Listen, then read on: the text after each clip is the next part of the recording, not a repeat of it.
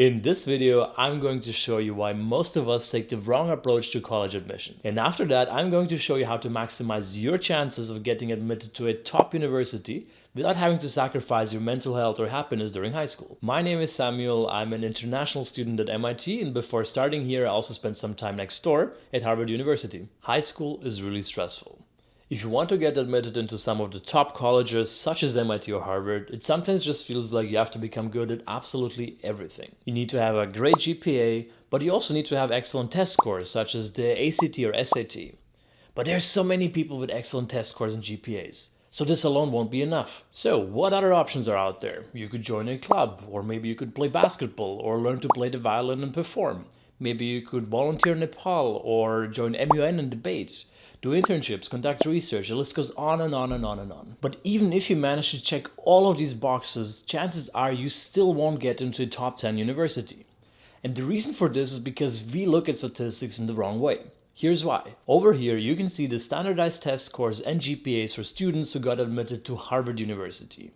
The horizontal or x-axis are the standardized tests, that is the SAT or the ACT, and the y-axis or the vertical axis is the GPA. And over here, you can see the same numbers but for students who got admitted to MIT. And as you can see, over 95% of all students who got admitted are in the top right corner. And similar numbers were also published on MIT's and Harvard's websites. The median student who gets admitted to MIT had a perfect ACT score. That means if you lose just 1 point, you're already below average. And these numbers are not much lower for Harvard or other top universities. So what exactly can we conclude from these numbers? If you want to get into MIT, you need to get a 4.0 perfect GPA and perfect test scores.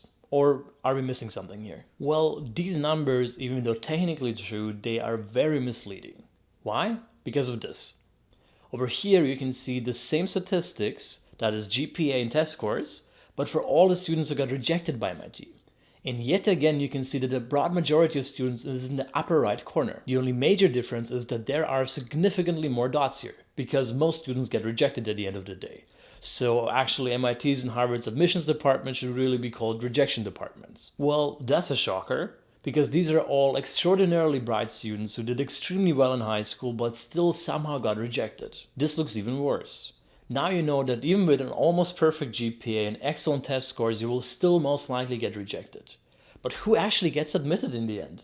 Is it legacy, or is it parents' donations, or is it some kind of lottery among the best candidates? Legacy is indeed a very significant factor when it comes to schools such as Harvard University or other Ivy League schools, but not so much at MIT.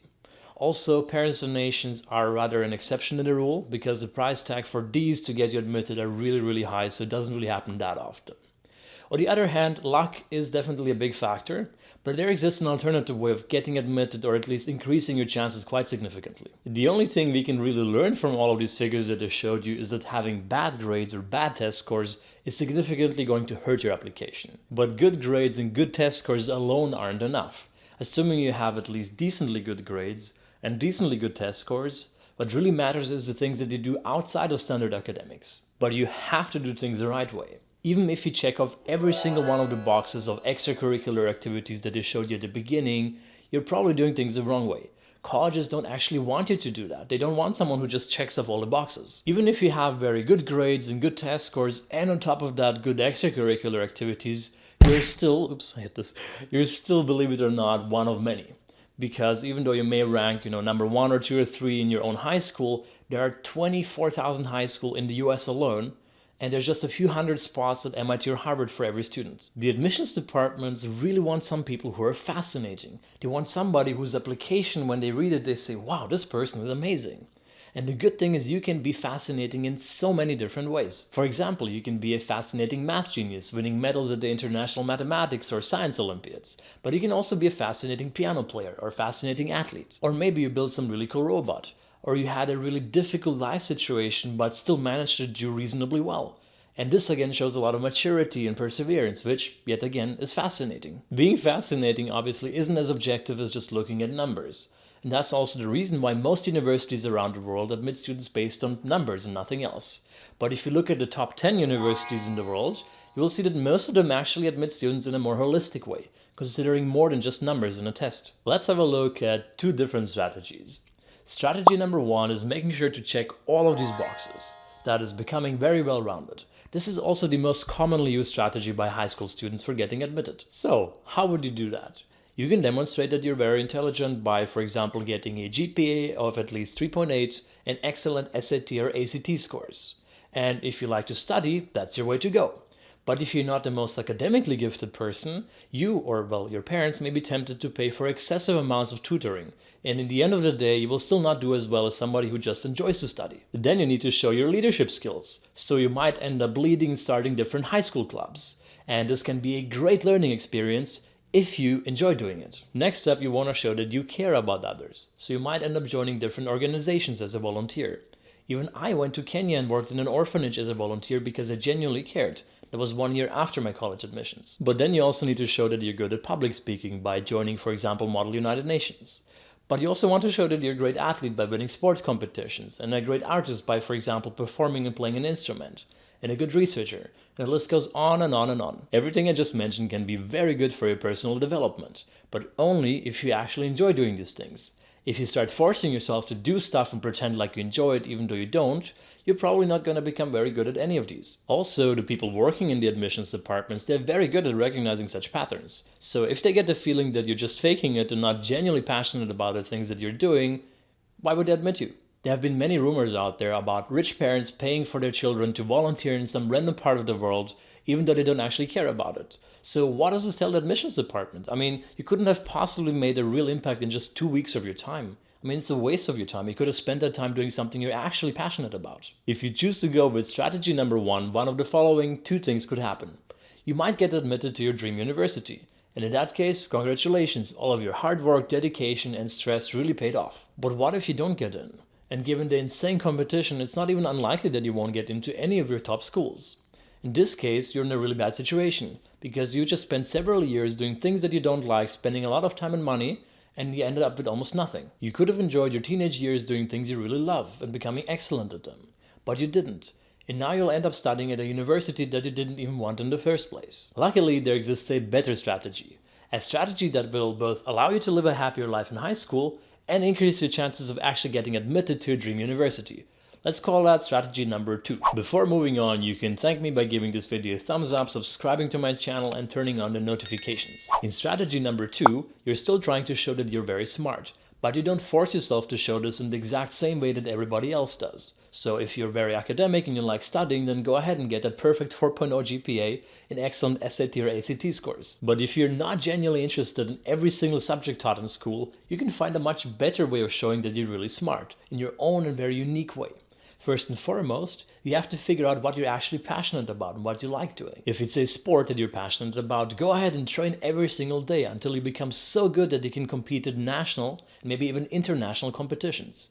I myself did this with triathlon, and I really enjoyed the whole process. Well, until I pushed myself too hard and ended up injuring my knees. And just like that, my whole dream about going to the Olympic Games went. Or maybe there's a particular STEM subject that you're very passionate about. In this case, you could start preparing for math, informatics, or physics competitions. In my case, luckily, triathlon wasn't my only passion. Very early on in high school, I discovered that I was really passionate about solving physics problems. And that was long before I heard about MIT's or Harvard's existence. So I'd spend hours and hours every day solving physics problems at home just for fun. Eventually, I got into competitions and made it all the way to the International Physics Olympiad. But it was only after I won my very first IFO medal that I heard about America's elite universities. And once I made up my mind that I wanted to go to MIT, this was becoming additional motivation to spend even more hours every single day solving physics problems. But the key here was that this was only additional motivation. If I had started off with let's see what can get me into MIT kind of mindset and then picked up physics and math competitions to get into MIT, I almost certainly wouldn't have made it as far. If STEM competitions are what interests you, check out my video about problem-solving strategies by Richard Feynman, as well as my video about how to understand math intuitively. You can find the links in the description. And there are so many other ways to show that you're really smart. For example, my younger brother, he was really passionate about piano, and he kept practicing for hours and hours every single day, until by the age of 16 he wrote his first composition for an entire orchestra and performed it live in front of a big audience. I'll put a link in the description if you want to watch it. And which application do you expect admission officers to remember at the end of the day? The guy with a 4.0 GPA and some basic extracurricular activities, or the guy with a 3.9 GPA who became a successful composer by the age of 16? Another great example is my high school friend who by the age of 15 built his own semi-autonomous robot just using old computer parts and some electronic pieces.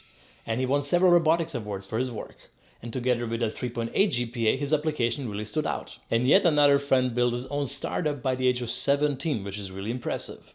If you have more questions about similar topics or you want to know more about life at MIT and Harvard, you can follow me on Instagram. I often hold Q&A sessions as well as announce live Q&A sessions on YouTube. Going back to the numbers, the majority of MIT and Harvard students still have almost perfect GPAs and almost perfect test scores. But the thing is, most of the applicants do. Therefore, the admission rate for this group of people is really low. On the other hand, there are significantly fewer applicants who have good but maybe not perfect test scores and grades, but stood out by doing something extraordinary, something that is so difficult to achieve that only someone with true internal passion can do it.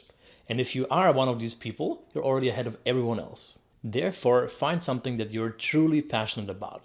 You will have to get to know yourself really well. And sooner or later, by exploring and trying out different things, I'm sure you can find something that you're really happy with. And once you can pursue something with true passion, with enough hard work, you can become excellent and one of the best people at it. It's very important still to maintain good grades and good test results, but it is also important that you don't invest all of your time and energy to becoming the best at something that you may not be super passionate about. Speaking of discovering your own passion, this is the perfect moment for a word from our sponsor.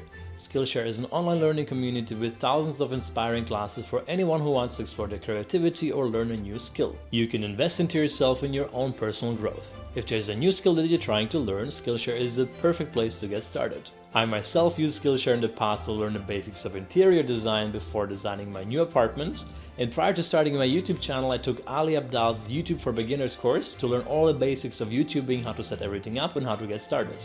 You can read reviews by people who have previously taken the class, and you can also get your own hands-on experience by completing projects. Since I spoke about exploring your own inner passions, you could use Skillshare today and sign up for free to try out different things and explore what you're interested in. From web development and coding to finance, drawing, photography, you can try out all sorts of classes, many of which you cannot find in school. The first 1,000 people to use my affiliate link in the description will get a 1-month free trial for Skillshare. And with that, back to the video. I myself wasn't always a good student. I went through a really rough time in elementary school and in middle school, and it took me a very long time to figure out what my real passion and motivation is for life. If you're curious about my life story, you can check out my video over here.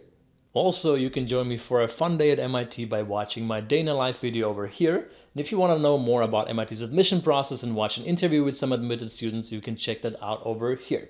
Thank you so much for watching. Don't forget to like my video, subscribe to my channel, and I'll see you next time. Goodbye.